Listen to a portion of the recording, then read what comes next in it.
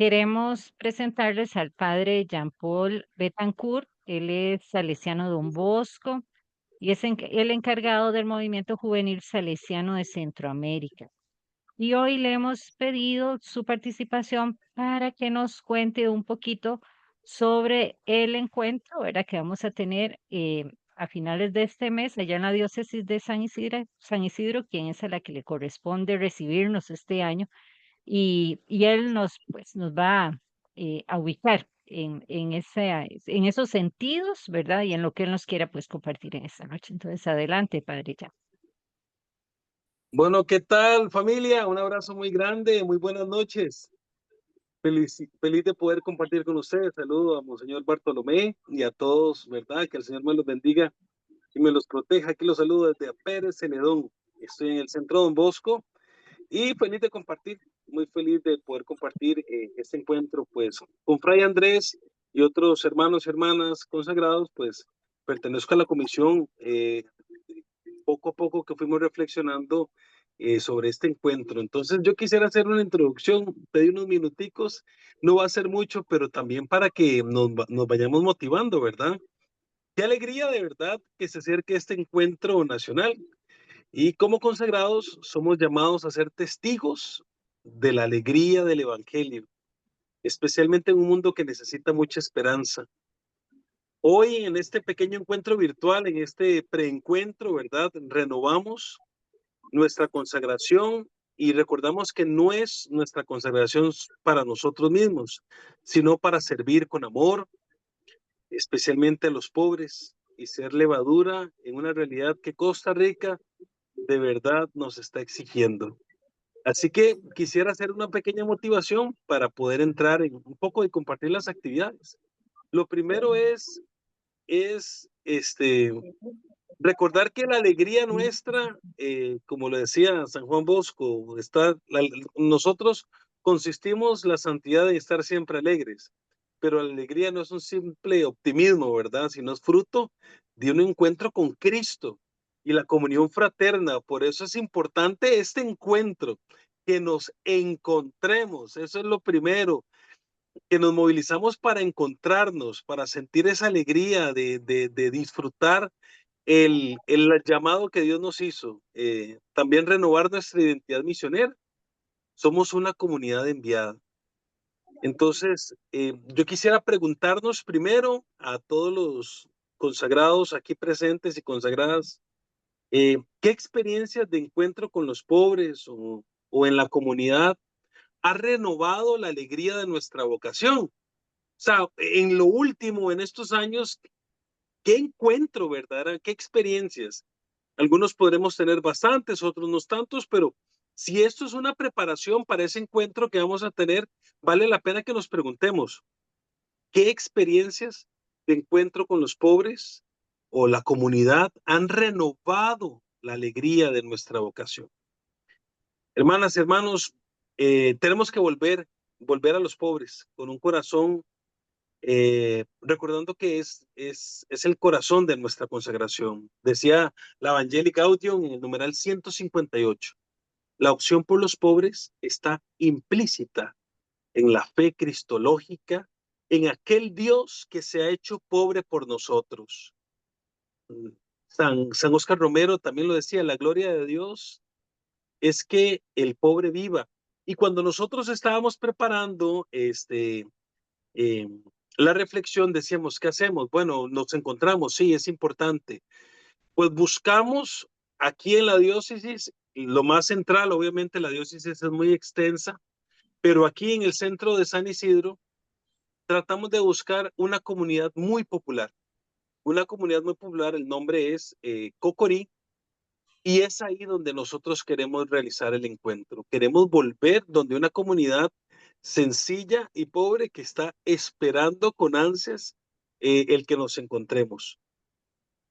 Eh, Antes de hacerlo y compartir un poco externo, vale la pena que internamente nos preguntemos nosotros, ¿cómo estamos desde nuestra opción como consagrados encarnando esta opción por los más pobres? Eh, Hoy, lo primero que les quiero decir es que el encuentro que tendremos Tendremos un momento de encontrarnos, que será lo primero, donde tanto Monseñor Bartolomé como Monseñor Juan Miguel nos harán el envío y desde la curia iremos en una pequeña procesión, una pequeña caminata hacia el templo de esta comunidad de Cocorí. Pero de camino ahí, pues vamos a irnos acompañando y la idea es ir a hacer un visiteo y compartir con las comunidades. Ya la comunidad de Cocorí, los agentes de evangelización se han organizado por colores. Cocorí es como si fueran 4 lomas. Y por colores se han organizado para que poco a poco vayamos nosotros visitando algunas casas que ellos han seleccionado para compartir. Por eso un elemento importante en esta motivación es que ustedes y yo seamos fermento en el mundo, pequeños pero transformadores. Nos dice Mateo en el capítulo 3, en el versículo 33, que el reino de los cielos es como la levadura que una mujer tomó y mezcló en 3 medidas de harina hasta que todo fermentó. La vida consagrada es un don para toda la iglesia. Es una semilla de unidad y de esperanza, nos dice en Vita Consecrata. No necesitamos ser multitud, ¿verdad? Yo quisiera invitarles y decirles que el encuentro que vamos a tener de la vida consagrada va a ser bello, sí, pero nos vamos a incomodarnos por el Evangelio, vamos a encontrarnos con compartir la vida y ser fermento. No esperamos multitudes, esperamos actitudes, ¿verdad? Como la levadura, desde lo oculto y desde lo cotidiano, transformamos con pequeños gestos de amor y justicia. Hoy más adelante, pues tendremos esa reflexión y no esperamos más nada que compartir la vida con pequeños gestos, ¿verdad? Y eso es importante tenerlo en cuenta. La vida religiosa en Costa Rica ha sido históricamente un fermento en la educación, en la salud, en la defensa de los derechos humanos. Y hoy tenemos que volver y a la periferia, ¿verdad? Jesús pasó desapercibido durante mucho tiempo hablando con los sencillos y los pobres y la vida consagrada lo va a volver a hacer. Por eso hay una invitación a la acción, ¿verdad? Que este encuentro nos renueve en la certeza de que nuestra consagración es para los demás. Hermanas, hermanos, amigos y amigas, familia, con María, la primera consagrada, de verdad pidamos desde ya que el Espíritu Santo nos dé un corazón pobre para los pobres y creativo, ¿verdad? Como la levadura del reino. Así que una vez que nosotros nos encontremos en este encuentro que tendremos presencial, haremos un envío. Monseñor Bartolomé y Monseñor Juan Miguel nos harán un envío. En esa caravana estaremos compartiendo con las comunidades. Nos uniremos todos para celebrar la Eucaristía en este pequeño templo. Y después de ahí, después de, de ser un signo, pues terminaremos con el almuerzo también en la curia, donde también tendremos algunos puntos artísticos y compartiremos un poco la belleza y el arte de esta comunidad. Desde ya, bienvenidos a todos. Los que tienen que venir desde antes, desde ya bienvenidos. El Centro Don Bosco los recibimos con amor, con cariño, con comida, con sabor, con música, con lo que necesiten. Y si se quieren quedar 1 o 2 días o un mes, bienvenidos sean. Así que de parte de la comisión preparativa, desde ya, pues que el Señor me los bendiga y los estamos esperando y orando con mucho amor y mucho cariño. Muchísimas gracias. Muchas gracias a usted, Padre Jan. Gracias por esas palabras tan motivadoras que de verdad que nos instan a querer irnos como ya.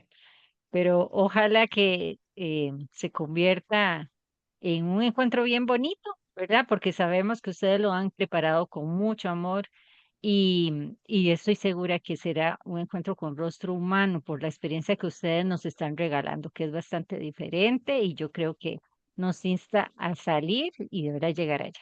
Muchísimas gracias. Bueno, y ahora seguidamente tenemos la participación del presbítero Guillermo Campuzano. Él es vicentino, miembro del equipo de reflexión teológica de la CLAR. Y él hoy nos ha permitido solicitarle que nos ilumine justamente en esta motivación que nos hace el Padre Jan, pero que previamente también nos llevemos con claridad algunas de los sentidos, ¿verdad?, más profundos sobre este jubileo para la vida consagrada y cuál es nuestro compromiso como consagrados ante la justicia y la paz, ¿verdad? Por eso le hemos hecho la invitación al padre Guillermo y él con mucha bondad lo ha querido aceptar, máxime que él se encuentra en Estados Unidos y allá es un poco más tarde que aquí, son casi las 9 pasadas. Así que de verdad le agradecemos de corazón esta entrega y pues quedamos en sus manos, padre. Muy buenas noches. Les saludo con mucho cariño y con gratitud por la invitación que me han hecho a compartir con ustedes. Comparto en nombre del equipo de reflexión teológica de la CLAR esta reflexión sobre el jubileo de la vida consagrada, un compromiso con la justicia y con la paz. Saludos a Monseñor y a todos los del equipo que le acompañan en este servicio.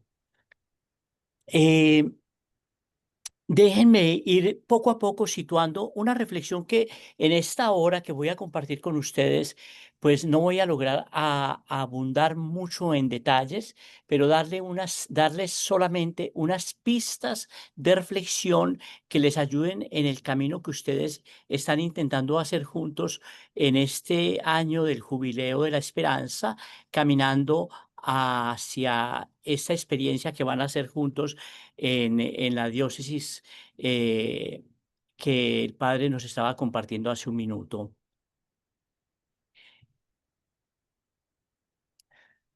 El jubileo es un tiempo de reconciliación, un tiempo para la paz. Y siempre que hable de la paz, voy a hablar de la no violencia. La opción por la no violencia y para la justicia. Y cuando hable de justicia, voy a estar hablando de justicia restaurativa, que es el sentido teológico que hay en la Biblia sobre el jubileo. Esas tres dimensiones: reconciliación, paz como no violencia, resolución de los conflictos de manera pacífica y la justicia restaurativa. El jubileo bíblico en el que ustedes, yo espero que se puedan sumergir en esta experiencia que van a hacer juntos, es un tiempo de liberación, de restitución de derechos, de reconciliación y sanación del tejido social.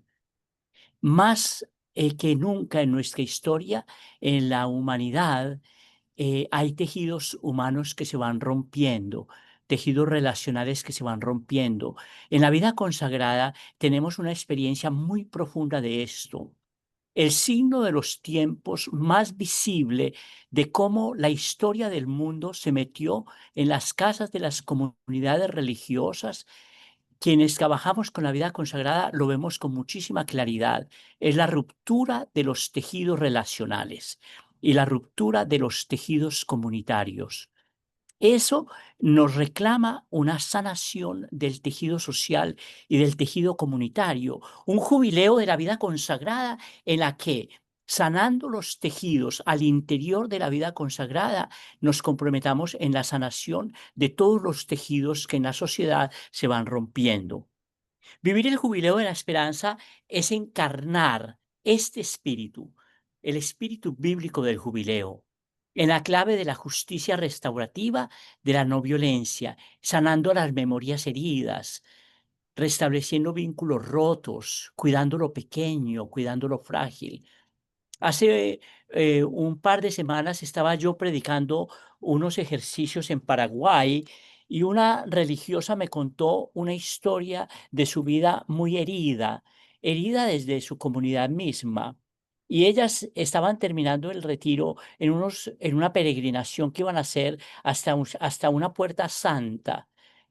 Yo le dije a ella que al cruzar la puerta santa, todas iban a entrar corriendo, que ella se detuviera debajo de la puerta santa, que sanara las heridas de su vida, le dijera al Señor que la ayudara a sanar el tejido comunitario de su historia, que la ayudara a perdonar a sus hermanas, a reconciliarse con su comunidad, a cuidar lo pequeño y lo grande que estaba en el alma, y hacerlo sin negar nunca la conciencia que ella tenía de que había sido injusticiada y que había sido violentada, que también eso sucede en nuestras comunidades religiosas, injusticias y violencias que a veces nos avergüenzan y que nos llaman a reconciliar nuestras historias.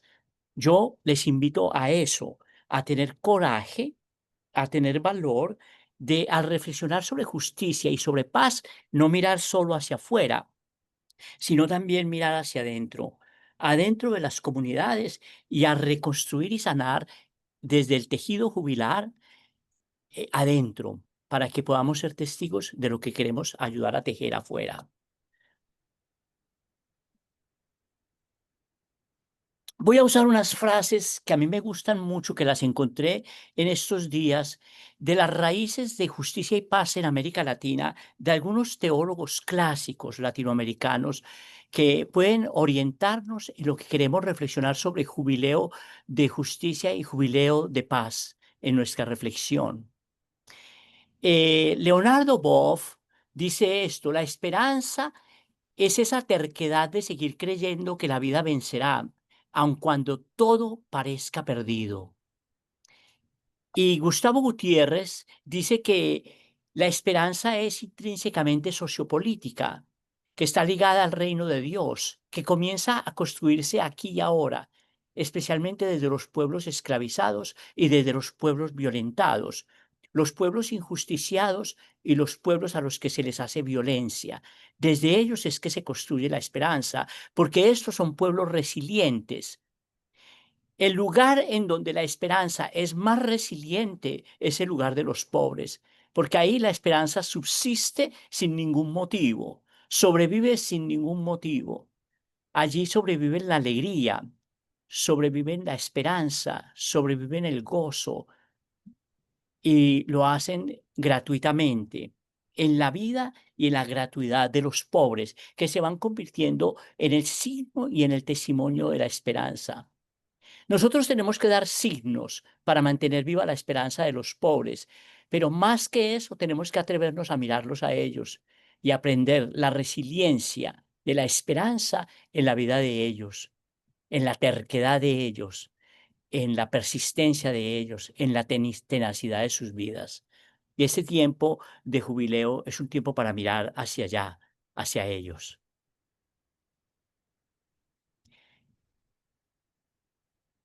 Otra vez, Gustavo Gutiérrez nos dice que la paz no es la mera ausencia de la guerra, sino que la paz es básicamente el fruto de la justicia, de relaciones nuevas entre las personas.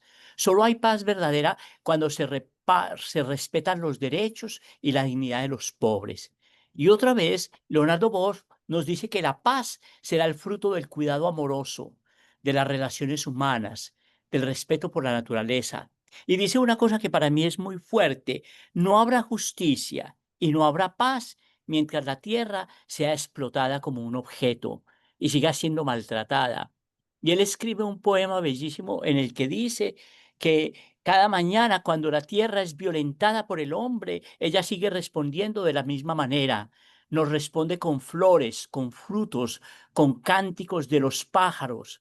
Nos responde con agua, con la flora silvestre, nos responde con los frutos, con el campo, con la semilla, nos responde con el trigo, nos responde con el maíz, con el arroz, con las papas. A nuestras agresiones, la tierra sigue respondiendo generosamente. A nuestra injusticia y a nuestra violencia, la tierra sigue resiliente.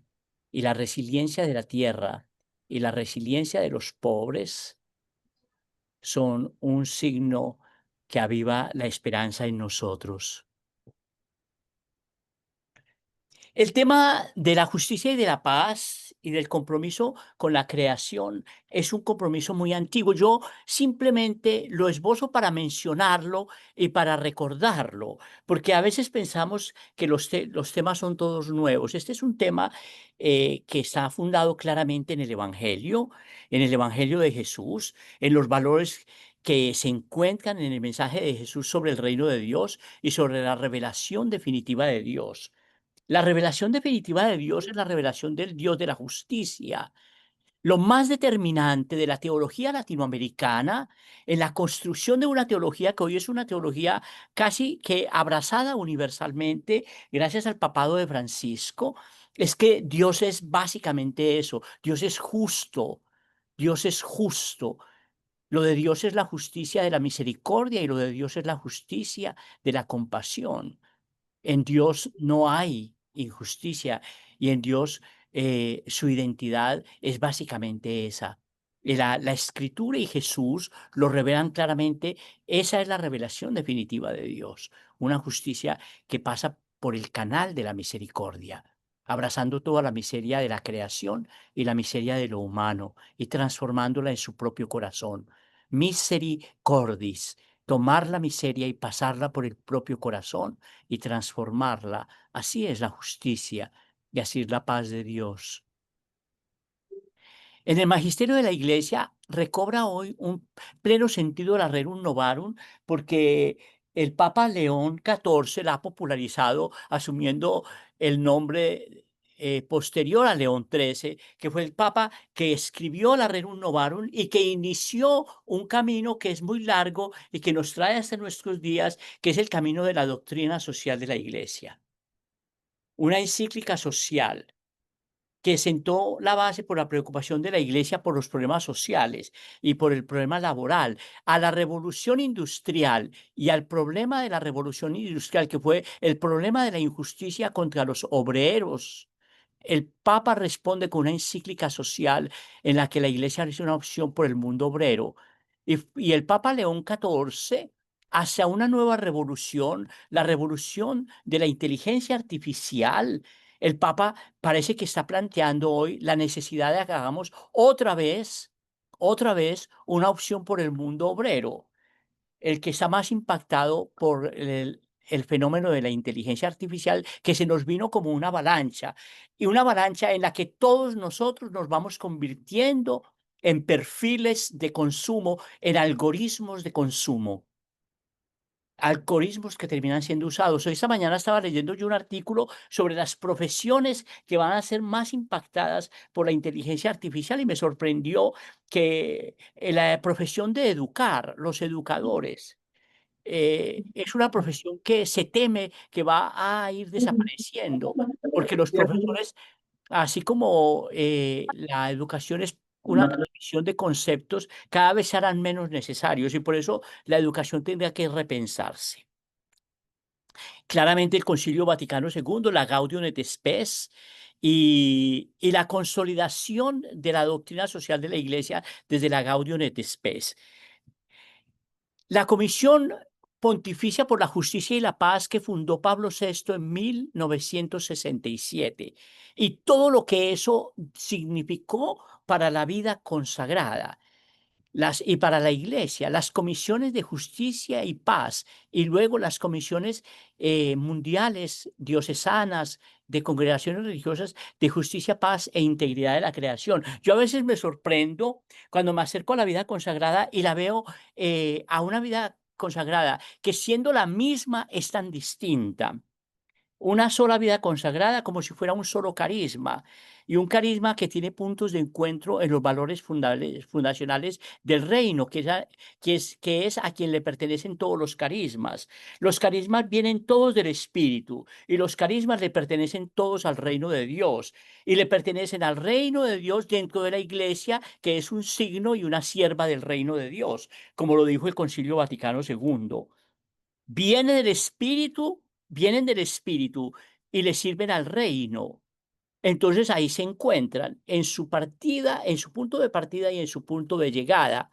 Bueno, y uno lo ve en la vida religiosa todos los niveles posibles. Hay comunidades religiosas que todavía nunca hablaron de una opción desde el carisma por la justicia y la paz, o que nunca hablaron de una opción por la justicia, la paz y el cuidado de la creación como una opción carismática, desde la opción del carisma. Y hay comunidades que se releyeron y se reinterpretaron totalmente. Yo acompañé varias congregaciones que a partir de la Laudato Si hicieron una relectura ecológica del carisma y dieron el salto ecológico. el salto ecológico de los carismas, que es la reinterpretación de los carismas desde los fenómenos más actuales de la historia y de la teología. Hay comunidades que se reinterpretan y hay comunidades que no se atreven a reinterpretarse, que siguen leyéndose desde una especie de fundamentalismo carismático, siguen leyendo el carisma como él nació.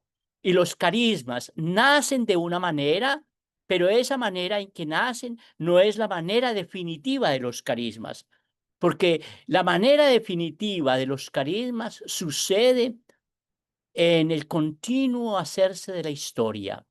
Los carismas, todos ellos tienen un dinamismo interior de revitalización y de reinterpretación que le vienen dados por la confrontación con la realidad. Y la justicia, la paz y la integridad de la creación, desde el Concilio Vaticano II, son uno de esos elementos fundamentales de lectura y reinterpretación de los carismas. Francisco fundó en el año 2016 el Dicasterio para el Servicio del Desarrollo Humano Integral. Y ahí la Comisión de Justicia y Paz fue renombrada como parte de este nuevo dicasterio, reflejando una visión más amplia del desarrollo humano integral que recogen las líneas fundamentales de la Laudato Si, la conversión ecológica, de la Fratelli Tutti, la conversión relacional, y hoy de la sinodalidad, la conversión sinodal de la Iglesia. Uno se sorprende cuando lee el segundo documento de la segunda sesión del sínodo del año pasado y uno encuentra que es un llamado a la conversión relacional, la conversión de los vínculos, la conversión estructural. Es una cosa muy, muy fuerte, muy impresionante. Pues este es unas menciones de unos elementos que son importantes para que nos demos cuenta que la justicia, la paz y la creación son opciones del evangelio y opciones de la Iglesia desde hace mucho tiempo. En Latinoamérica y el Caribe, desde Medellín hasta la asamblea eclesial pasada, el movimiento por la justicia y la paz está marcado por la opción preferencial por los pobres. La opción preferencial por los pobres que en América Latina vamos descubriendo que son los injusticiados. Y decimos los injusticiados, las víctimas de la injusticia, para incluir a todos aquellos que no siendo pobres socioeconómicamente, están también en las márgenes de la historia por la discriminación que se hace de ellos en la injusticia. Ordinariamente, los injusticiados que no tienen posibilidades de defenderse son los pobres, y por eso nuestra opción por los pobres es siempre prioritaria. Pero hay muchos que no siendo pobres socioeconómicamente entran en nuestra opción porque son víctimas de injusticia sistémica y de injusticia estructural. Las minorías étnicas, por ejemplo, o las minorías de cualquier tipo en nuestra sociedad. La realidad y la historia. La realidad. Tres elementos de la realidad: historia, geografía y cultura. La clave hermenéutica central, que ya lo mencioné, en la reinterpretación de los carismas, es la realidad. Si no entendemos la realidad mínimamente, no podremos entender el dinamismo más interno que le da movimiento transformador a todos los carismas. Si la Iglesia no hiciera análisis de la realidad y lectura de la realidad, ella misma institucionalmente perdería su horizonte, su foco. Desde los tiempos de la Reforma y la Contrarreforma, en la Iglesia surgió un movimiento muy fuerte para descubrir a la realidad como un locus teológico, un lugar teológico. La realidad como un lugar en donde Dios se revela y la realidad como un lugar fundamental en el que Dios habla. La escritura, para no caer en el fundamentalismo bíblico, necesita de la realidad, el libro de la historia y el libro de la vida abierto frente al libro de la escritura. La palabra de Dios tiene esos dos lugares, la historia y la escritura. Y si nosotros no leemos la historia, leeremos la escritura fundamentalísticamente. Si no entendiéramos la realidad, no entenderíamos la palabra de Dios.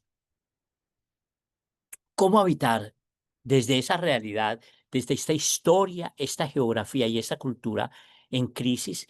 Hoy nos preguntamos cómo habitar este mundo herido, cómo habitarlo con compasión, con solidaridad, cómo ayudarlo a florecer nuevamente, acompañarlo en su camino hacia el cuidado y la preservación de la vida.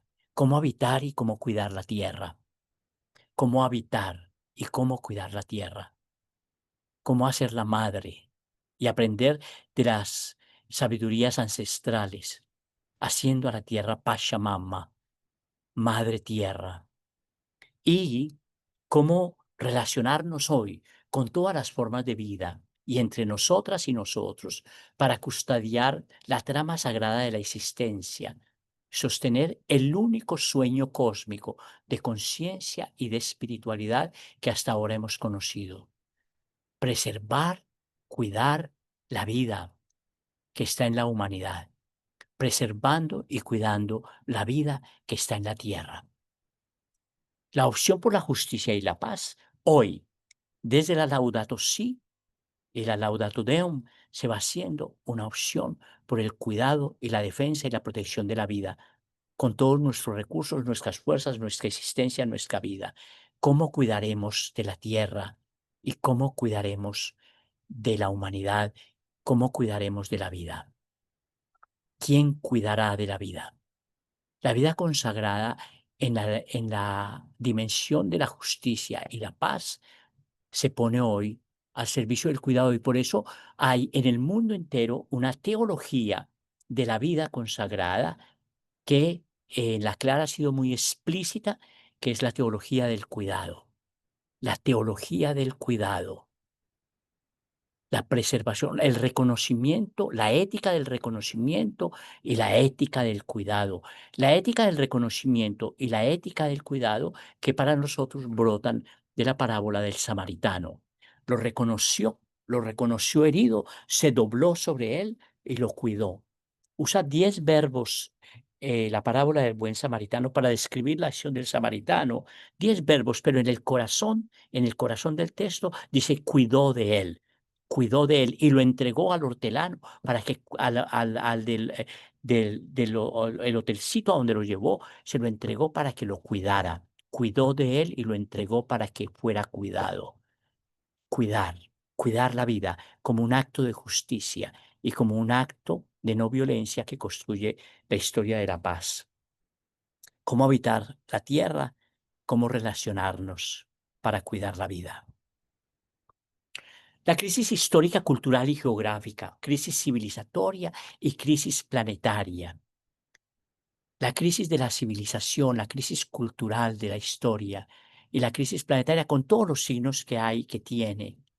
A nosotros, desde una mirada teológica, existencial, a nuestro tiempo, se nos revela hoy una humanidad herida con una ceguera, la ceguera de la incertidumbre, que se manifiesta en una zozobra que algunos sentimos permanentemente y un dolor que desborda lo humano, una rabia que muchas veces es silenciada y un cansancio que lo abarca todo. Vivimos en medio de un mundo desangrado y desgarrado por la exclusión, la inequidad, la violencia, la crisis ambiental, la injusticia sistémica que clama desde la creación misma. Los antiguos modos de comprender, de ordenar la vida, de relacionarnos, de sostener la esperanza, se han vuelto insuficientes, ya no funcionan. Y hoy es como si la noche de la desesperanza hubiese descendido sobre nosotros. Sin embargo, aún en esta oscuridad, la fe nos llama a encender una pequeña luz.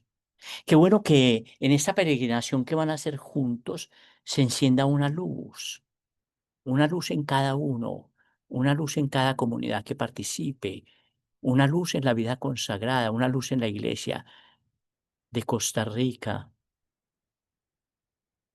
y que esa lucecita sea una luz de esperanza, la certeza, esa luz que sea la certeza de que Dios no ha abandonado la historia, que incluso en el abismo sigue brotando la posibilidad del amor, la posibilidad de la justicia, la de la paz, que le den paso a la vida nueva, dinámica, pascual.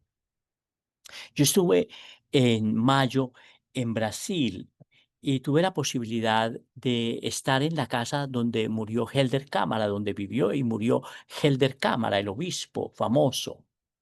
Y allí me quedé un rato en silencio, escuchando otra vez sus palabras y su canto. Y recordé una y otra vez cuando él dijo que cuando uno sueña solo, eso es solo un sueño, pero cuando soñamos juntos, cuando creemos y soñamos juntos, ese es el comienzo de una nueva realidad. Y en ese comienzo de la nueva realidad hay una luz que se llama esperanza.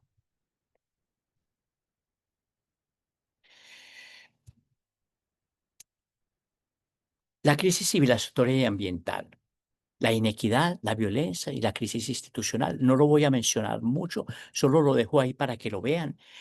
A mí me preocupa cuando a esta crisis civilizatoria y ambiental nosotros seguimos respondiendo de la misma manera. Las dos maneras conocidas con las que siempre hemos respondido, el asistencialismo social y el proselitismo religioso, que hoy son claramente, históricamente insuficientes para el tipo de crisis y de realidad en la que estamos. A la ruptura y al fracaso de los modelos políticos y económicos, a la generalización de la violencia de Estado y del narco, a los grupos armados, al hambre como una situación de violencia, a todo esto que está sucediendo en la historia, la crisis institucional y a la ruptura de la esencia del más que de la realidad. Para mí, el más que de la realidad, el más que de la realidad es la dignidad de la vida, la dignidad y los derechos humanos y ambientales y el bien común. A eso no podemos responder con asistencialismo caritativo y con proselitismo religioso. Hoy tenemos que encontrar nuevas formas de presencia y nuevas formas y nuevas actitudes. Francisco en eso fue muy desafiante a la iglesia. Lo voy a ir planteando más adelante. Yo voy a hacer una síntesis atrevida de la realidad de Costa Rica. En 4 puntitos solamente, que los voy a solamente a leer sin hacer ningún comentario, porque es un tema bastante conocido para ustedes, pero que es muy importante para hablar de justicia y paz situándolo localmente. Y les invito a siempre vigilar el campo, vigilar el lugar en donde estamos. La vigilancia como una actitud evangélica y la vigilancia como una actitud profética. Y vigilar el campo sumándole al trigo y desprendiéndonos de quienes le suman a la cizaña, a este campo vasto, hermoso que es Costa Rica, que haya un grupo de gente, de hombres y de mujeres consagrados, con todas las formas de consagración que hay, que tercamente, audazmente, le sumen al trigo y le sumen al trigo desde sus vidas como una opción, desde los carismas por la justicia y por la paz, por el reino de Dios. El marco social. La desigualdad socioeconómica persistente entre regiones, clases sociales y grupos étnicos. La desigualdad en el acceso a la educación, especialmente en zonas urbanas y rurales. El desplazamiento cultural de comunidades afectadas por el turismo masivo. El aumento de la violencia y la inseguridad ligado al narcotráfico y al crimen organizado, que es un fenómeno latinoamericano. Imagínense que yo estaba haciendo una conferencia en Ecuador y allí la vida consagrada me dijo que Ecuador era en ese momento el país más violento de América Latina. Y lo decían con un dolor profundísimo, porque Ecuador era el país más pacífico y más justo de América Latina hace un par de décadas, unas décadas. Y ahora el narcotráfico lo ha poblado todo y hoy están en los niveles más altos de violencia y de injusticia. Y ustedes tienen que estar vigilando el campo, para estar atentos a la violencia y a la inseguridad que vienen ligadas al narcotráfico y al crimen organizado, el desempleo, el subempleo, la alta informalidad laboral, especialmente en sectores vulnerables. En el marco político, la pérdida de valores democráticos y la creciente desconfianza en las instituciones públicas, la polarización política, la confrontación que esa polarización produce entre los poderes del Estado, el debilitamiento institucional democrático. El debilitamiento de la institucionalidad democrática, la crisis institucional política, que es muy seria para un país, porque entonces se termina el trabajo por el bien común. Hoy nosotros tenemos que trabajar por la justicia y la paz es trabajar por una democracia sin fin, una democracia sin fin. La corrupción y la impunidad con baja efectividad en la judicialización de casos, elevado déficit fiscal y endeudamiento público con dificultades para reformas tributarias.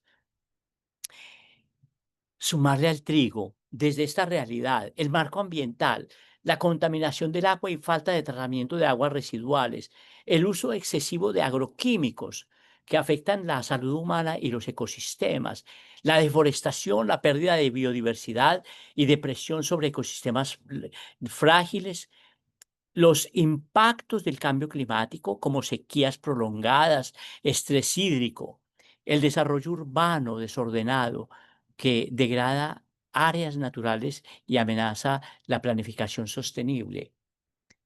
La gran riqueza económica que produce el turismo es un gran desafío. Todo don, todo don tiene en sí mismo una herida. Y ustedes tienen que estar atentos al don económico y cultural que es el turismo, para manejarlo de una manera que no impacte y degrade los marcos sociales, políticos y ambientales que hagan sostenible la vida. Es un tema de justicia, un tema de paz y es un tema político para un diálogo nacional, para un diálogo nacional. ¿Qué tipo de turismo queremos y qué tipo de turismo promovemos? Que preserve los valores de la cultura y los valores ambientales y el marco socioeconómico fundamental del país. Un país que, como ustedes, ha sido un país privilegiado de tantas maneras, un país sin un ejército institucional, un país con unos niveles de corrupción bajos comparados con otros lugares de América Latina y también de violencia, que históricamente ha sido un país visto con un índice de desarrollo económico alto.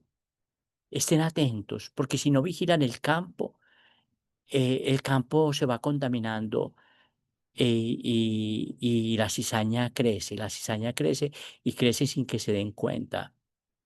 Si no están atentos vigilando el campo como nación, lo bello y lo hermoso que han sido y que han tenido, ya hay signos de que se va impactando.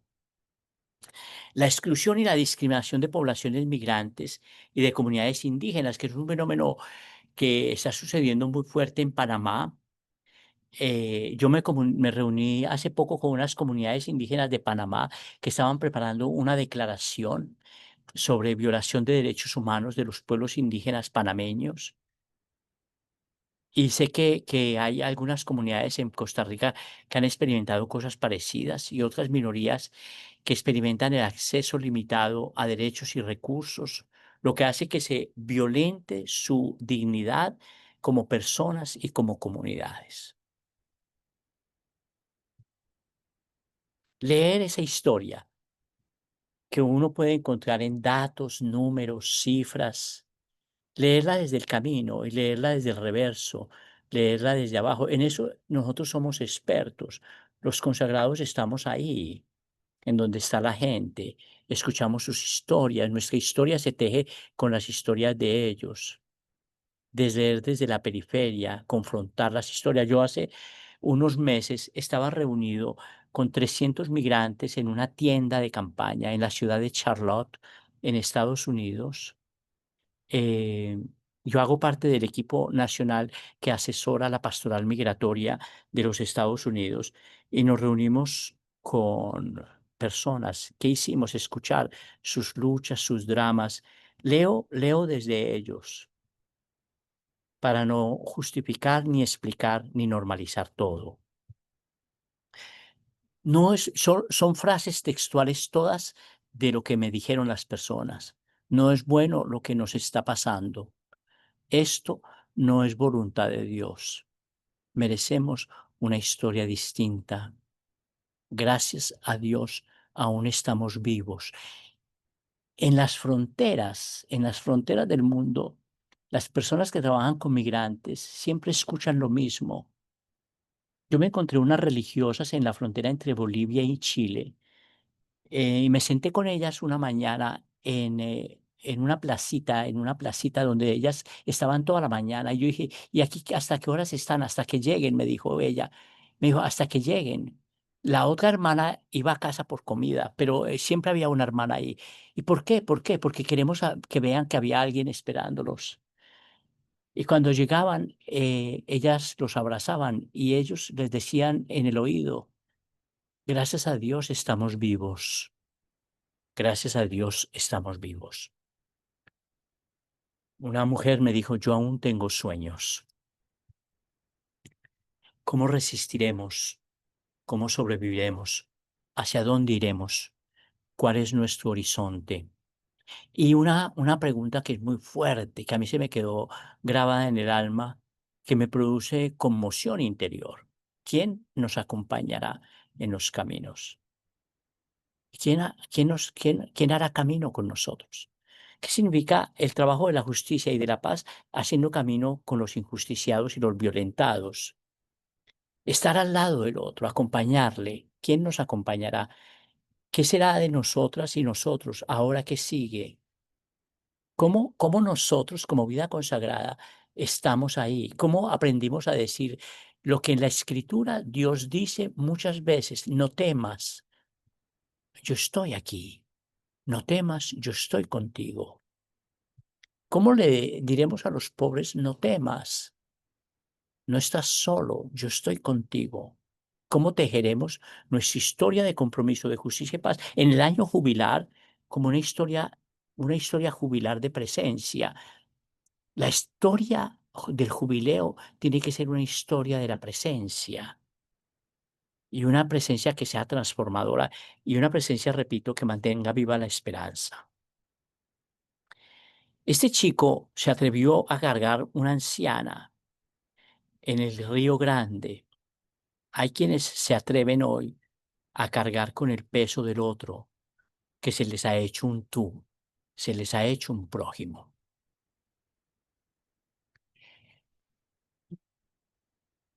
¿Qué hay detrás del fracaso socioambiental, económico, político? ¿Cuál es el fondo de la crisis civilizatoria y la crisis ambiental? Para mí es muy claro, es el arraigamiento profundísimo del egoísmo personal y social, el individualismo radical, la tiranía del yo. Esta sociedad nuestra puede ser caracterizada como una sociedad y una civilización humana que vive bajo la tiranía del yo infantilizado que no se atreve a crecer.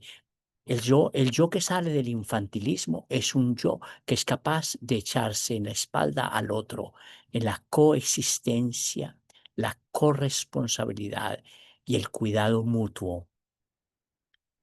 El signo del fracaso del proyecto y del modelo humano de hoy es el arraigamiento del egoísmo profundo, que es mucho más que un pecado. Nosotros el egoísmo no lo vemos simplemente como un pecado desde la dimensión moral, sino como el fracaso del proyecto humano desde la línea existencial que hay en la Escritura y en la Biblia, que reclama la dimensión relacional. En la Escritura solo hay un proyecto y es el proyecto de lo relacional. En lo relacional es que se mide la fe, y en lo relacional es que se mide la humanidad. Dime cómo te relacionas y te diré qué clase de persona llegaste a ser y qué clase de creyente eres. Derrida, uno de los filósofos existenciales, llega a decir esto: si yo me preocupara y me cuidara solo a mí mismo, si yo no me preocupara y me cuidara a mí mismo, ¿quién cuidaría de mí? Pero si yo solo me preocupo y me cuido a mí mismo, ¿qué clase de persona humana he llegado a ser? Así Derrida, el filósofo, lee el como a ti mismo. Si yo no me preocupara por mí mismo, ¿quién lo haría? Si yo no estoy ahí para mí mismo, ¿quién estará ahí para mí siempre? Pero si yo solo estoy ahí para mí mismo, entonces, ¿qué clase de persona he llegado a ser? En el proyecto de Jesús hay una propuesta ética: estar ahí para nosotros, para estar preparados para estar ahí para el otro.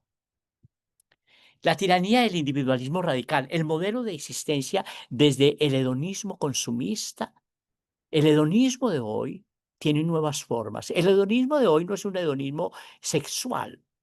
Y hay una cosa, y yo trabajaba en la universidad católica más grande de Estados Unidos, la Universidad de DePaul en Chicago, que tiene 24.000 estudiantes. Ahí trabajé 13 años. Y en esa universidad, yo hablando con los jóvenes todos los días, me di cuenta que la generación de hoy tiene otro tipo de hedonismo. No es el hedonismo sexual, es un hedonismo del consumo y de la conectividad como una nueva herramienta de placer y de identidad. Es el hedonismo del consumo de bienes y y el hedonismo de la conectividad, de estar conectado. La creación de pseudonecesidades humanas, que es en donde se inspira el modelo de la sociedad de consumo, desde el mercado y desde los algoritmos. El sueño de conquistas de otros mundos, la obsesión por encontrar la vida en otros planetas, negándonos a ver el sufrimiento angustioso de la vida que está delante de nuestros propios ojos. El hambre del pueblo de Gaza. Hay un pueblo que está siendo masacrado con una hambruna sistemática y el mundo no reacciona. Tiran desde aviones bolsas de comida y estos días un nene vio que caía la comida, tanta hambre tienen, él corrió y uno de esos bultos le cayó encima y lo mató. Lo mató la comida que caía del cielo. No puede ser, no puede ser, no puede ser. Tenemos que sentir indignación ética. Todos los carismas, en todos los carismas, busquen en los fundadores y las fundadoras la experiencia de indignación ética que experimentaron, porque los carismas todos nacen de una indignación ética frente a la historia. Y entonces una postura nueva. Encontraremos nosotros una manera de ser y estar humanos, sostenibles, porque se fundan en la no violencia, en la dignidad de toda forma de vida, en el bien común. Y voy a leer, porque el tiempo va corriendo y no quiero que el tiempo se me pase. Voy a leer unas líneas que preparé para ustedes del compromiso con la justicia y la paz, pero lo hago introduciendo este diálogo desde una frase de Gustavo Gutiérrez que a mí me encanta: la historia no está cerrada, ni mi historia ni nuestra historia está cerrada. La historia mía no está cerrada, nuestra historia común no está cerrada. La historia está abierta y se está haciendo, y se hace a pesar de nosotros mismos. Y la historia encuentra salidas en gente que se la juega el todo por el todo. Hay quienes desde entre el pueblo siguen luchando, incluso desde el desencanto, desde el desamparo, una lucha a la intemperie, como en toda resurrección. El futuro nace en el sepulcro de promesas rotas, en la ceguera, en la incapacidad total, en la incertidumbre, en la oscuridad. el futuro y la resurrección nacen en el Viernes Santo, en la historia rota, en el abandono, en la herida emocional, en la herida social, en la herida cultural. La resurrección es sanación, sanación de tejidos, es curación, es restitución. La profecía de la restitución, de la reparación, de la no repetición, de la injusticia. Los pueblos que han sido violentados, cuando empiezan a salir de la violencia sistémica, en el proceso de recuperación del apartheid en Sudáfrica, el modelo está fundado en la sanación del tejido social. Y allí se implementaron cosas como la no repetición. Cuando se firmó la paz en Colombia, que es una paz deseada más que alcanzada, se hizo desde el mismo principio, eh, el principio de la reparación de las víctimas, el principio de la no repetición y el principio de la restitución, de la reparación, que son principios jubilares del jubileo. Y fueron propuestos por la Iglesia, pero fueron propuestos por la sociedad civil, por la sociología, por la lógica humana. Para nosotros están fundados en el Evangelio. Son principios pascuales, son principios de resurrección. La lucha por la justicia y la paz es una lucha pascual.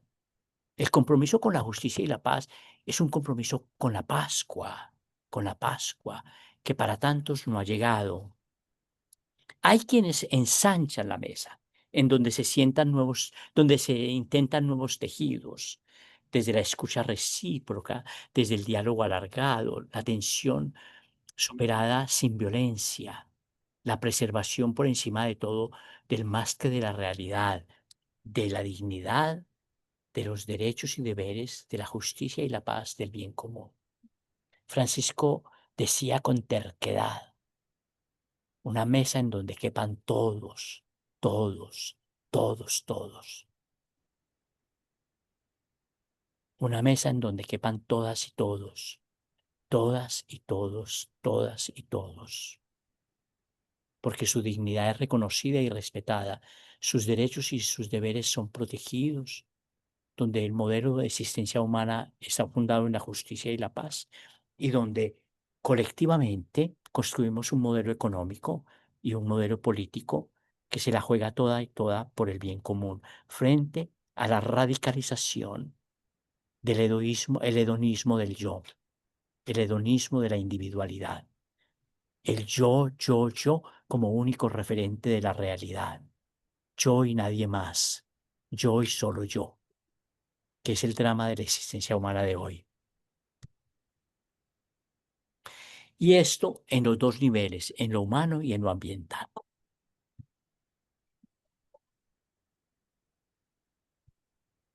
La vida consagrada debe asumir con decisión su papel profético y transformador en este tiempo de crisis y de cambio de época. No podemos permanecer indiferentes. La vida consagrada está llamada a involucrarse activamente en la organización de la sociedad civil, en la defensa firme de la democracia, en la construcción de nuevas economías solidarias, en la promoción de una agricultura restaurativa, en la educación integral y transformadora, desde ese pacto educativo global que lanzó Francisco en el comienzo mismo de la pandemia, en una incidencia política que impulse un verdadero cambio sistémico, como formas ministeriales, como formas ministeriales, como formas ministeriales. Debe entrelazar la historia de la vida consagrada, debe entrelazarse con la de los movimientos eclesiales, los movimientos sociales, religiosos, salir de nuestro aislamiento y salir de nuestra autosuficiencia, entrelazar nuestra historia con otras, sobre todo entrelazar nuestra historia con la historia de los pobres, de los que sufren, dejar que ellos le den ruta y dirección a nuestros caminos, haciéndolo desde una opción por el cuidado de la vida, de la dignidad humana, de los derechos ambientales, de la recuperación del bien común por la justicia y la paz y haciéndolo desde el Evangelio, desde los valores que están en el Evangelio, como una opción profética. Yo trabajé haciendo incidencia política 5 años en la ONU. Cuando Francisco fue a la ONU en el año 2015, en un pasillo donde estábamos los religiosos y religiosas que hacíamos trabajo en la ONU, él nos tomó de las manos, a varios los tomó de las manos y nos dijo esto: este es un lugar para el Evangelio. Este es un lugar para el Evangelio. Hagan profecía aquí, nos dijo, hagan profecía aquí. En la ONU, haciendo incidencia política, hagan profecía aquí. Este es un lugar para el Evangelio. El mundo de la política es un lugar para el Evangelio, para que las políticas sociales respeten y cuiden de los pobres desde el cuidado y el respeto por el bien común. La vida consagrada debe comprometerse con una educación para la ciudadanía global, para la movilidad social, para la ruptura del ciclo de pobreza. Yo estaba en el encuentro global sobre educación que hubo en Corea del Sur en el año 2016, cuando se dialogó sobre una nueva educación para la ciudadanía global. Yo era parte del equipo de la sociedad civil que negoció el documento final con los gobiernos de la tierra. Y hubo 3 elementos que declaramos, desde la sociedad civil, en la que estábamos los religiosos, como sociedad civil, entrelazando nuestra historia en esa lucha con otros, que son innegociables. El acceso universal a una educación de calidad y una educación para la transformación social, 2016. Esos mismos principios fueron los que Francisco usó en el lanzamiento del Pacto Educativo Global en el 2020 y en el 2021. Acceso a la educación, una educación de calidad. Se necesita una ciudad para educar a una persona, una villa para educar a una persona, que es un dicho africano, y una educación que sea transformadora de lo social y que sea cuidadora de lo ambiental de la vida. Ensanchar la mesa, hacer profecía propositiva por la justicia y la paz. Esa profecía que se teje también con las intuiciones de otras y otros que no son de nuestro grupo. Vimos a unos que hacían el bien, no se los impidan, únanse a ellos, no nos den celos a nosotros. Seamos capaces de ver el trigo donde está el trigo y sumémosle al trigo. Lo que tenemos que combatir es la cizaña. Lo voy a terminar leyendo esto. Aprender a ser y estar desde otra manera hoy. Lo leo simplemente y no hago ningún comentario. Pri- El compromiso, la vida consagrada en camino de compromiso con la justicia y la paz. Primero, la profecía propositiva, el coraje de sembrar futuro. La vida consagrada está llamada a denunciar las injusticias, pero también a anunciar alternativas. Una profecía que no se queda en la denuncia, sino que propone caminos nuevos, encarnando el reino desde lo pequeño, lo frágil y lo posible. Ser signo de esperanza es comprometerse a imaginar y construir otra realidad, sentarnos en la mesa de la historia y hacerlo desde los valores del reino que hemos encarnado nosotros. 2, carismas que se reinterpretan a la luz de los pobres y de la realidad de hoy. Carismas que son capaces de releerse desde la vida de hoy. Cada carisma es una respuesta del espíritu a los clamores de su tiempo. Hoy, reinterpretar el carisma significa dejarse interpelar por los gritos de la vida y de la tierra y los excluidos, discerniendo cómo vivir la fidelidad creativa, el legado fundacional desde la justicia, la paz y el cuidado de la creación. Mística de encuentro, la justicia que brota del rostro del otro. No hay justicia sin encuentro. No hay justicia sin dejarse tocar por el dolor y la dignidad del otro. La justicia evangélica reclama el encuentro con el injusticiado. La vida consagrada está llamada a vivir una mística que brota del rostro concreto del marginado, donde la compasión se convierte en acción transformadora. espiritualidad del umbral, vivir en la frontera como lugar teológico. Los consagrados y consagradas están invitados a habitar las fronteras de la exclusión, el conflicto, el dolor, como espacio donde Dios ya actúa. Desde ahí pueden discernir los signos del reino, siendo presencia viva de esperanza donde parece que la esperanza no existe y donde el mundo dice que Dios no está porque hay tanto dolor. Y nosotros decimos que sí está y que el signo de que sí está es que nosotros estamos ahí. Esperanza militante, la paz y la justicia como una tarea histórica para los creyentes. La paz y la justicia no son una utopía abstracta, sino una vocación concreta. Tienen que encarnarse en proyectos históricos. Ellacuría lo había dicho en El Salvador, de los años de la guerra civil. Ese Salvador que hoy entra en una nueva crisis histórica, que mejor ni la mencionemos ahora. La espiritualidad de la vida consagrada nos impulsa a trabajar por la paz y la justicia activas, comprometidas, que se construyen con verdad y en la participación de los más vulnerables.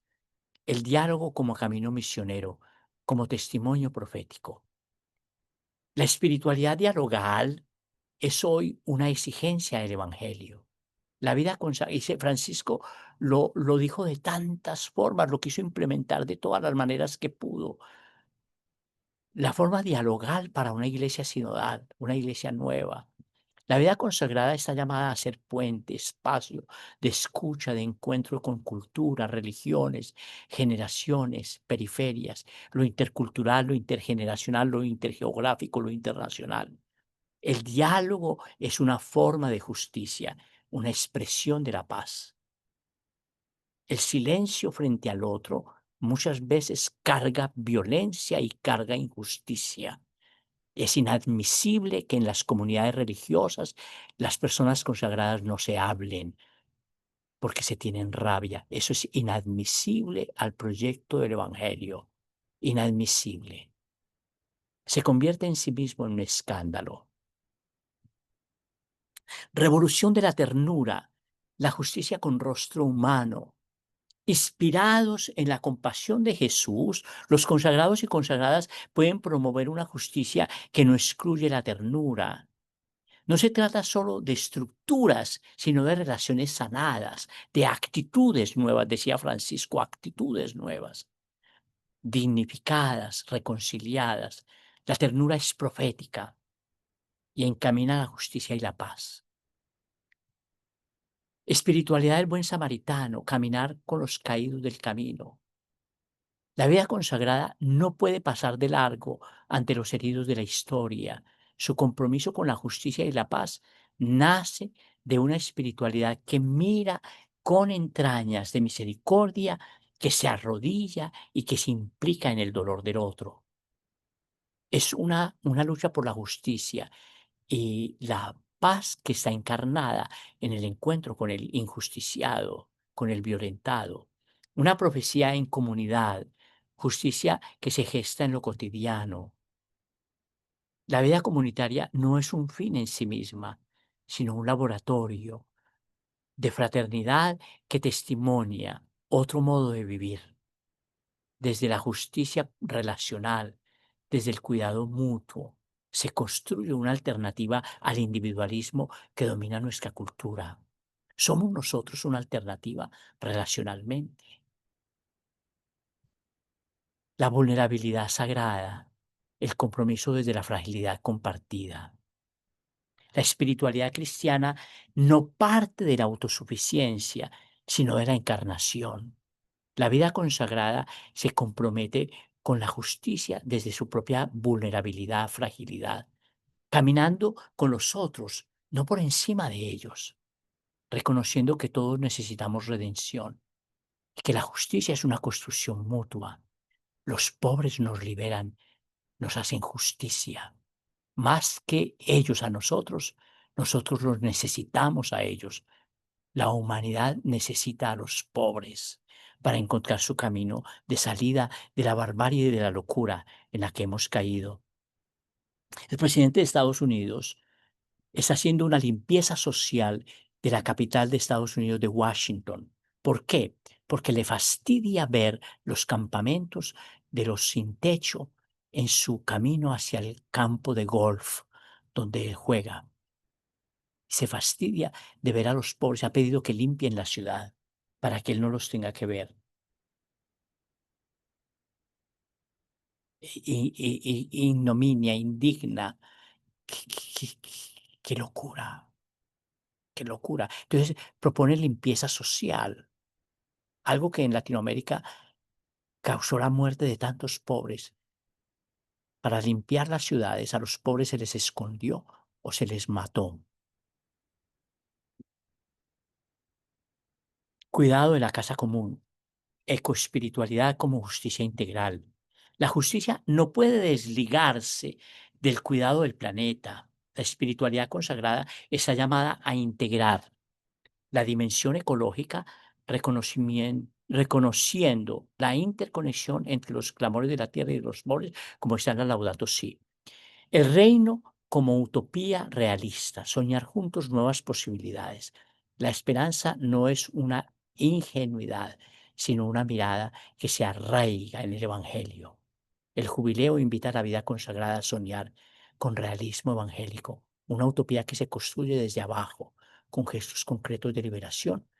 La memoria subversiva del Evangelio, de las bienaventuranzas, justicia como fidelidad a Jesús.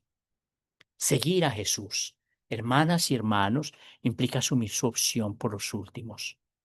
La espiritualidad consagrada es memoria viva de la bienaventuranza, del Evangelio y por ello testimonio de una justicia que no se negocia, que nace del amor crucificado y resucitado, que propone alternativas.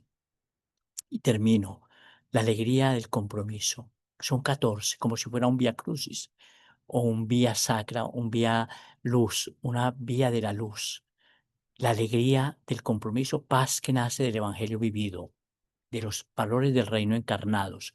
La justicia y la paz no son tareas tristes, sino expresiones de una vida consagrada, apasionada por el Evangelio, que nos haga recuperar el reencanto, la alegría, la pasión, la vida. La alegría auténtica brota del compromiso de la entrega, de saberse parte de la obra de Dios, que hace nuevas todas las cosas, como se cierra el libro del Apocalipsis.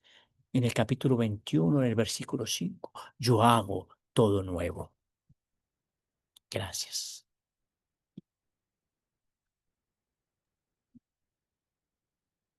Más bien, las gracias para usted, Padre Guillermo, por la riqueza de toda esta reflexión que nos ha regalado en esta noche. Definitivamente, yo creo que usted nos ilumina ampliamente con sus palabras, pero también nos deja grandes desafíos para, para seguir comprendiendo cómo tenemos que entrar a este cuidado de la vida, ¿verdad? Que es lo que usted, como un gran mensaje, hoy rescato de sus palabras.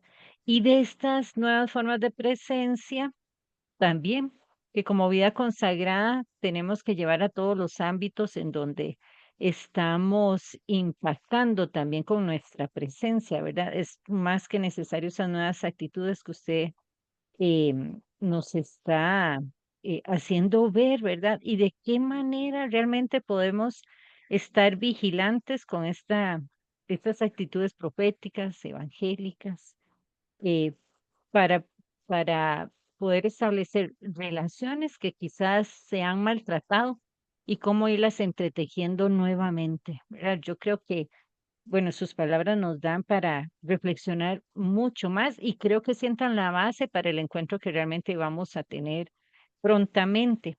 Y creo que es el momento entonces para que podamos abrir también el espacio y las personas que quieran, con alguna pregunta al Padre Guillermo o hacer un eco del mensaje que él nos ha dejado en esta noche, pues este sería el momento. Entonces, les instamos a que puedan participar. Pueden ir abriendo su micrófono ahí, o levantar la manita y les damos el pase para que realmente también puedan aún profundizar un poquito más en estas buenas ideas que hoy el Padre ha compartido con nosotros. Entonces, Si bueno, son si tienen son, esa oportunidad. si son ecos y reacciones desde ustedes mismos, mucho mejor. Claro. Adelante, entonces.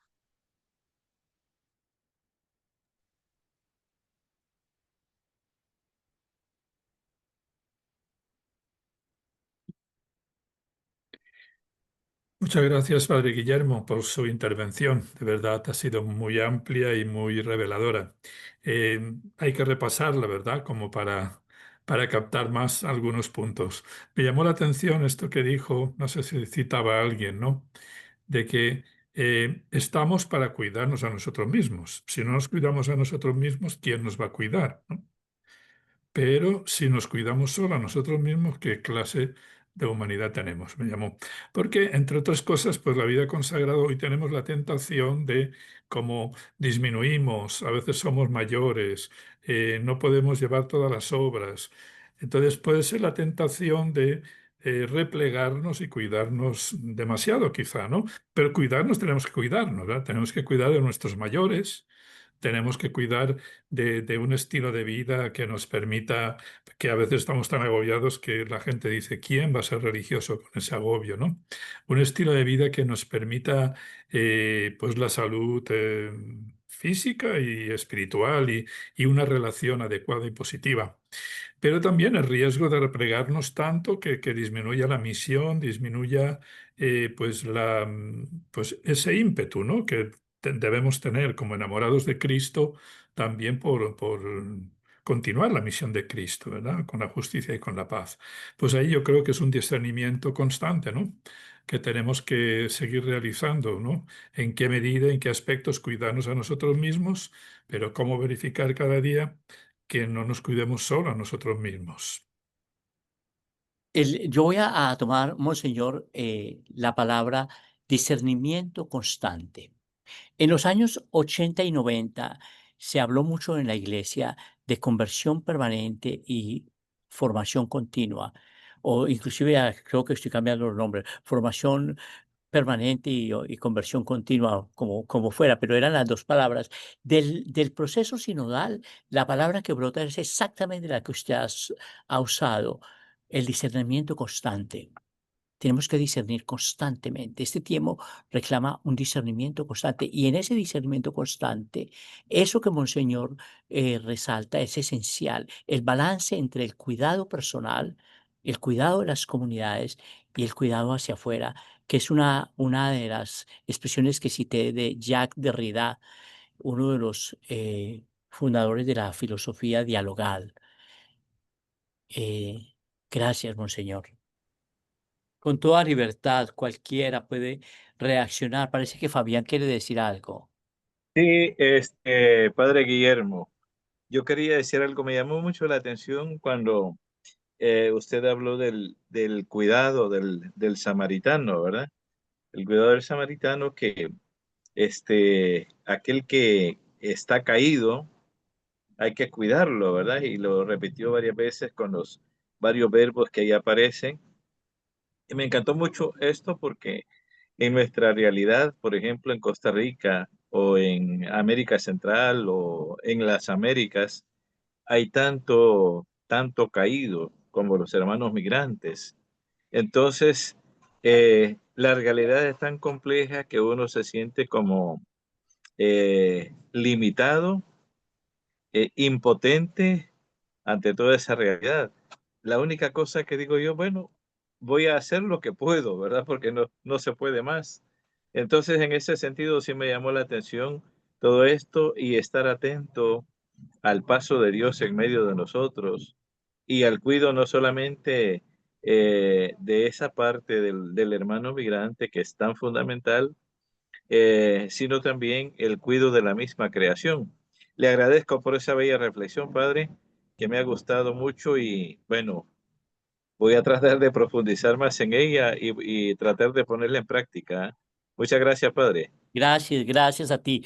La vida religiosa, en el encuentro, en uno de los congresos de la vida consagrada de América Latina, creo que virtualmente éramos como 11,000 religiosas y religiosos.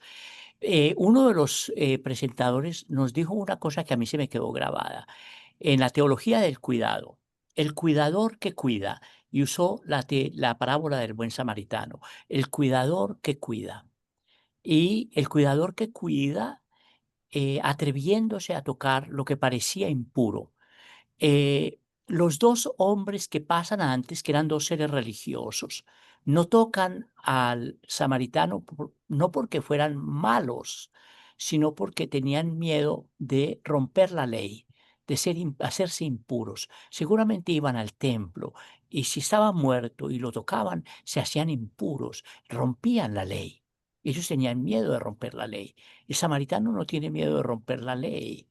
Él toca lo que parecía impuro, que no estaba impuro porque no había muerto, y lo rescata antes de que muera. Hay un teólogo que llega a decir que es una resurrección anticipada. Atreverse a tocar la vida antes de que ella muera. Atrevernos a cuidar la vida antes de que la vida muera. El cuidador que cuida. Atreverse a cuidar la vida cuando está a punto de morir. Cuando parece que ya no hay esperanza. Y el cuidador que necesita cuidado. Y usó el texto del juicio final de Mateo 25. El cuidador que se pone en el lugar del que está en riesgo de su vida. Porque tuve hambre y me dieron de comer, tuve sed y me dieron de beber, estaba desnudo y me vistieron, y estaba forastero y me acogieron en su casa, me hospedaron.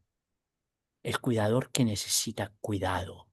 Ese es Jesús, un cuidador que cuida y un cuidador que se pone en el lugar del cuidado. Para la vida consagrada, esa dimensión doble de la ética evangélica es fundamental en todos los carismas, en todos los carismas. Cuidar y como el samaritano, y porque el cuidador cuida, y como Jesús, también reconocer a Jesús en el que cuidamos. Eso es muy fuerte. Es una dimensión muy fuerte y muy linda. Gracias, Fabián. En el chat, padre, hay un comentario que dice, pero quizás tal vez Jenny Rivera, quien lo hizo, nos puede como ampliar. Dice, son resilientes los tejidos sociales ante tanta noxa que los daña. Ujú. No sé si O Jenny sea, quisiera ampliar. Ujú. Sí, tanta cosa que los daña. Jenny, Exacto. Jenny Víquez, háblanos. Jenny Rivera es. Ah, Jenny Rivera, es Jenny. Tenemos varias Jenny, sí. Sí, sí, sí, Jenny Rivera, dinos algo.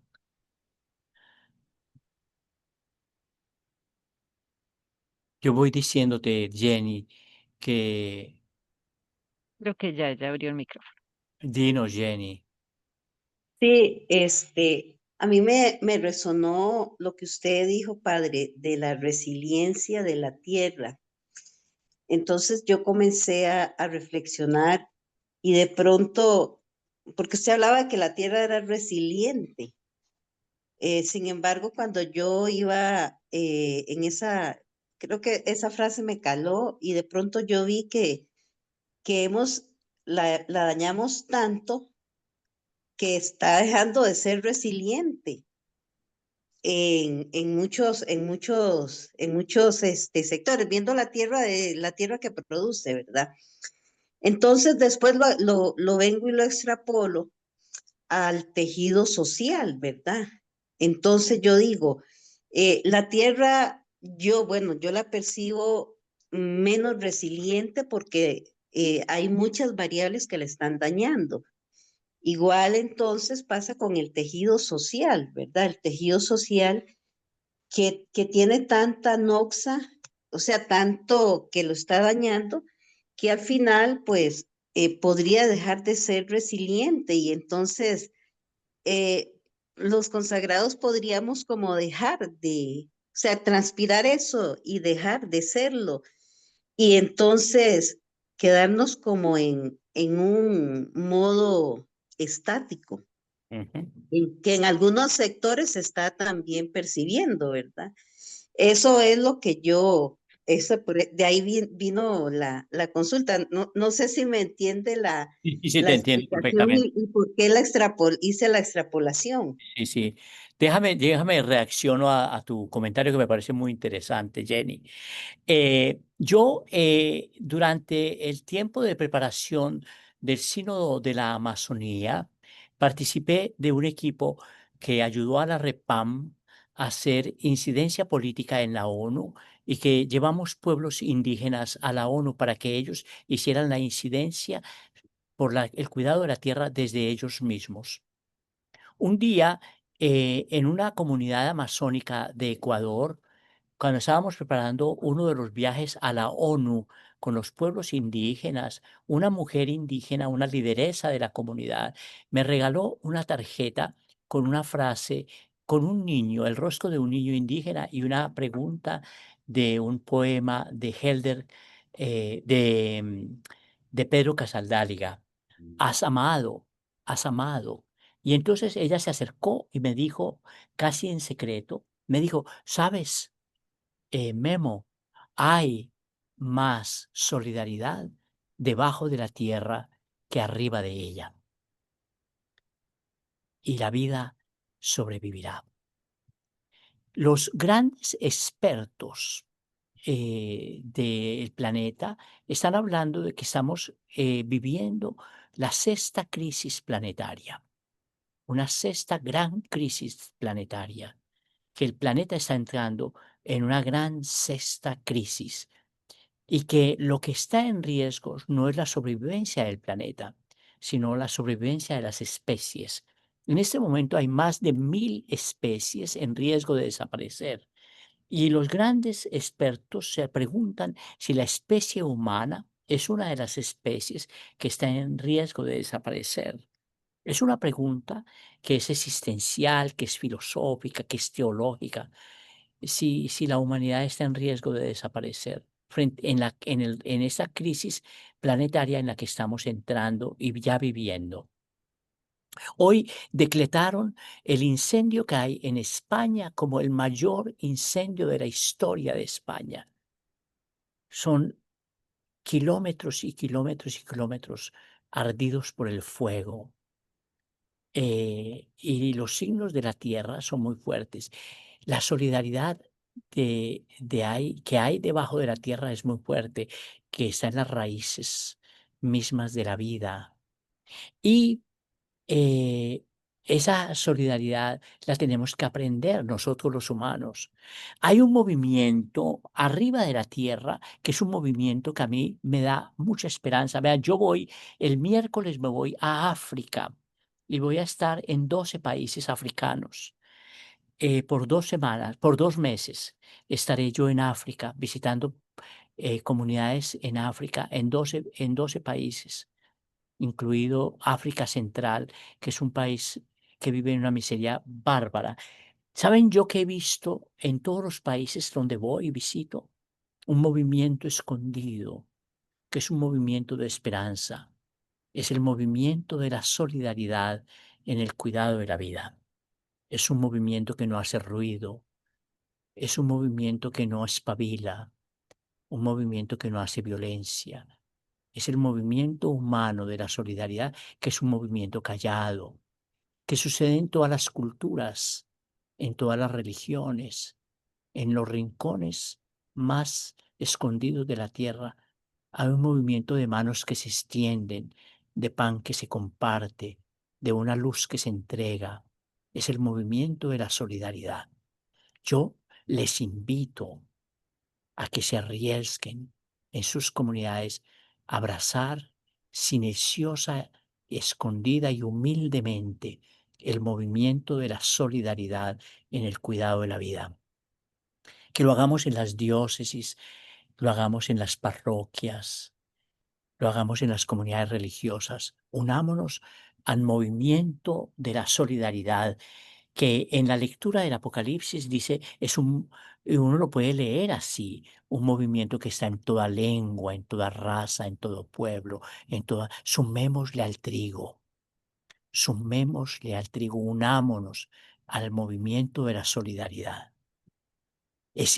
Abran los ojos, abramos los ojos y veámoslo presente en todos los lugares de la tierra. Hay un movimiento de solidaridad que se resiste a la injusticia, se resiste al egoísmo, se resiste al individualismo radical. Hay un movimiento de solidaridad, hay hombres y mujeres que se la juegan el todo por el todo.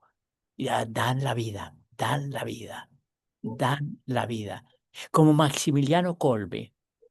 Maximiliano Kolbe dio la vida por uno a quien no conocía, uno que no era de los suyos. Ese movimiento está ahí, está allá afuera. Tiene forma de martirio, tiene forma de sonrisa, tiene forma de pan partido. Lo comparto, dije, una mujer. Yo estaba en una comunidad en donde un barrio entero se quemó porque era construida sobre un basurero. Una comunidad que fue construida sobre un basurero y eso se vuelve como un explosivo. Se quemó en un minuto.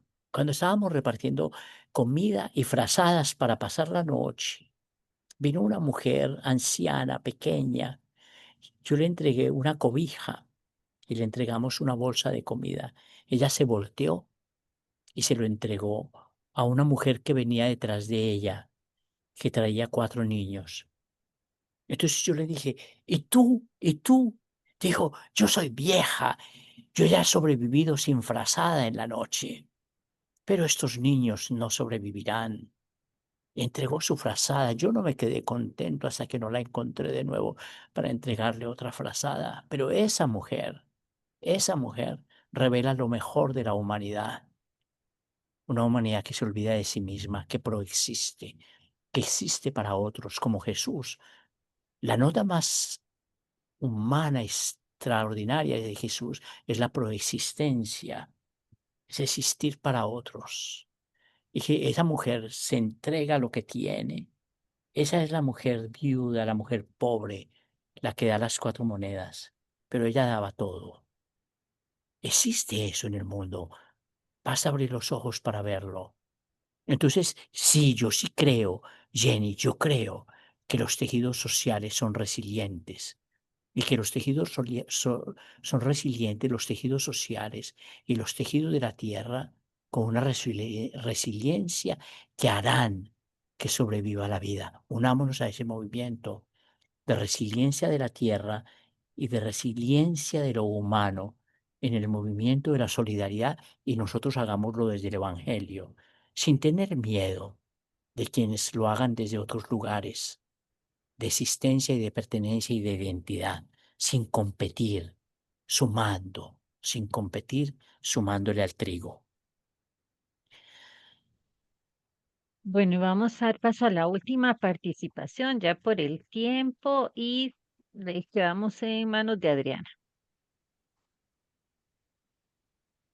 Gracias, buenas noches. Bueno, ni de chiste lo voy a decir tan bonito como lo acabas de decir, pero es que estaba pensando en esto, ¿no? Yo sí trabajo con población migrante y dijo Fabián, bueno, es tan poquito lo que podemos hacer, pero a mí me toca mucho, ¿no? Por la realidad congregacional y todo, y la realidad de la vida religiosa, lo que dice sobre nuestros tejidos fragmentados. Entonces yo estaba pensando, yo tengo oportunidad de colaborar con muchas, pues, agentes locales y con ONGs de otro tipo, con otras agencias internacionales, y ahí se ve, ¿no? Se palpa la solidaridad, pero entonces ya muy concretamente lo que estaba pensando es cómo también dejarnos cuidar por ellas, dejarnos acompañar, porque lo poquito en serio que podemos hacer nosotras, pues se hace con mucho cariño, pero cuando alcanzamos las manos desde otros talentos, desde otras formas, desde otras perspectivas y justo sin miedo, ¿no? Con transparencia radical, con apertura radical a otras formas, a la complementariedad.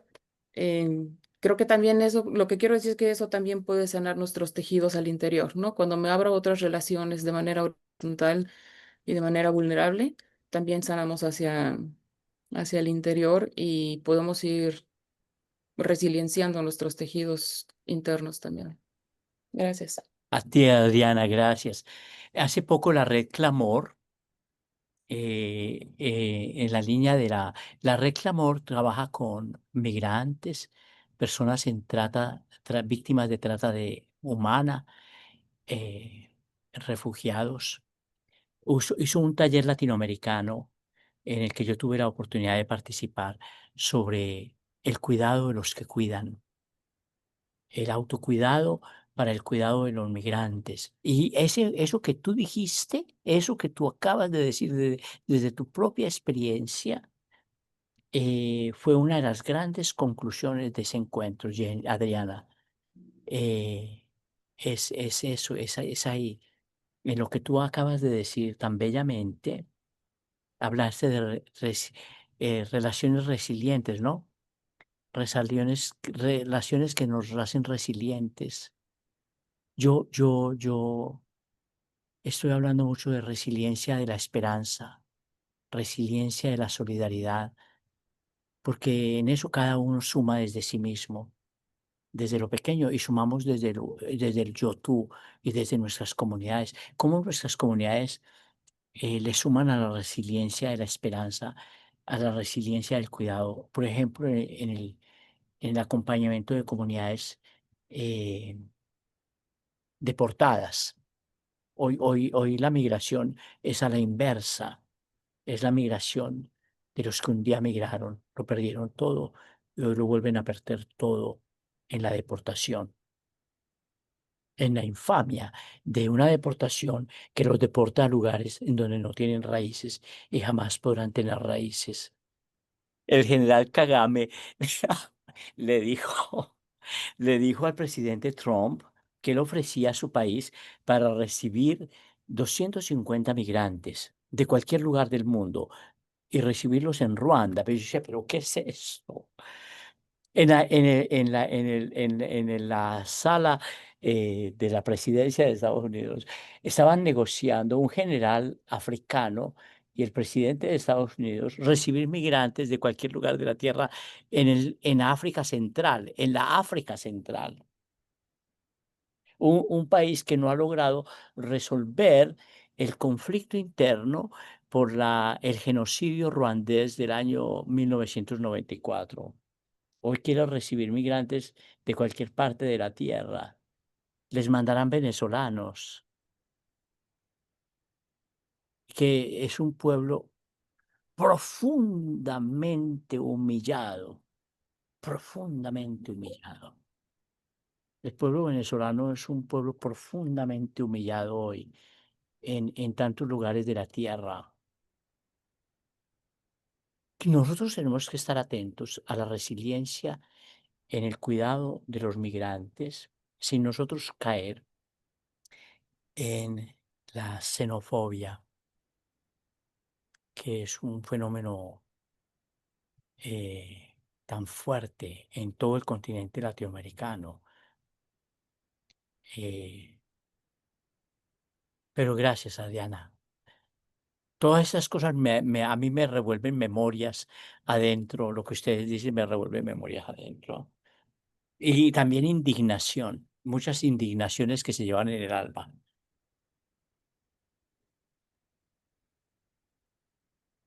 Bueno, de nuevo, muchas gracias, Padre Guillermo, y a todas las personas que han querido también hacer eco de sus palabras, de su mensaje. Vamos a finalizar este encuentro con unas palabras de Monseñor Bartolomé, pero antes de darle la palabra a Monseñor, solo quiero recordarles que para el encuentro de agosto, para la inscripción, hay tiempo hasta el 20 de agosto. Ese día se cierra. Entonces, por favor, les solicitamos que comuniquen esto en todos los lugares que puedan, porque ya después del 20 la comisión tiene que organizarse con muchos elementos y por eso han puesto este día de límite. Y lo otro que me piden que les recuerden es que están solicitando que puedan llevar víveres no perecederos para poder compartir con la comunidad a la que vamos a visitar. Hoy el padre Guillermo nos ha hablado de este cuidar, ¿verdad? A los que necesitan cuidado. Así que ojalá nos podamos sumar con bastantes de estos víveres y dejar ahí también un signo de nuestro paso ese día. Bueno, y yo les agradezco mucho su presencia esta noche y los dejamos en manos de Monseñor.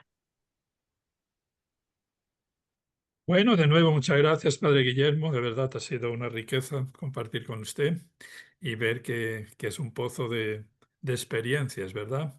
Y de sabiduría, ¿no? Con todo lo que usted nos ha contado, los aspectos, las distintas facetas en donde ha vivido y, bueno, pues como consagrado, ¿no? Nos anima a todos a vivir la vida consagrada a fondo y, bueno, prueba de que el Señor está construyendo su reino también es que estamos los consagrados, ¿verdad?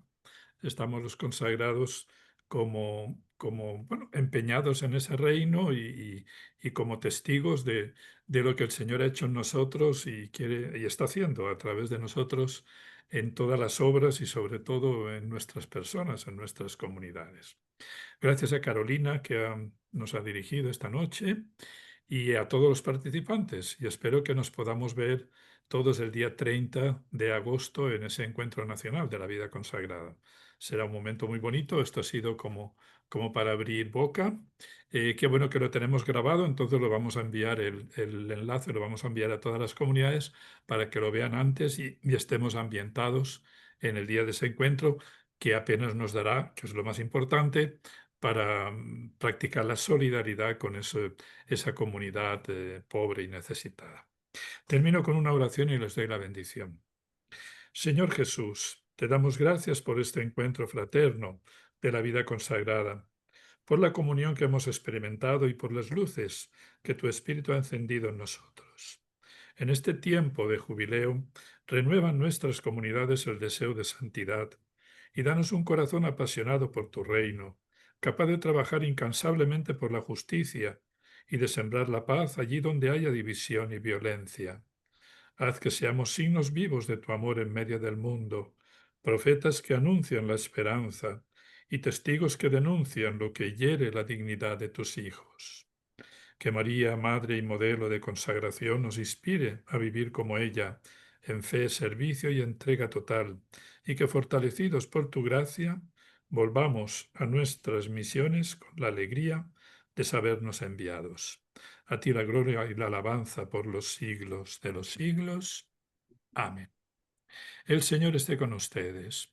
Con tu espíritu. La bendición de Dios Todopoderoso, Padre, Hijo y Espíritu Santo, descienda sobre ustedes y les acompañe siempre. Amén. Amén. Muchas gracias, Padre Guillermo, que le vaya bien por África. Gracias a todos, a todas. Gracias. Buenas Saludos a todos, buenas Gracias, noches. Padre Guillermo. Dios lo Gracias, buenas acompañe. noches. noches. Gracias.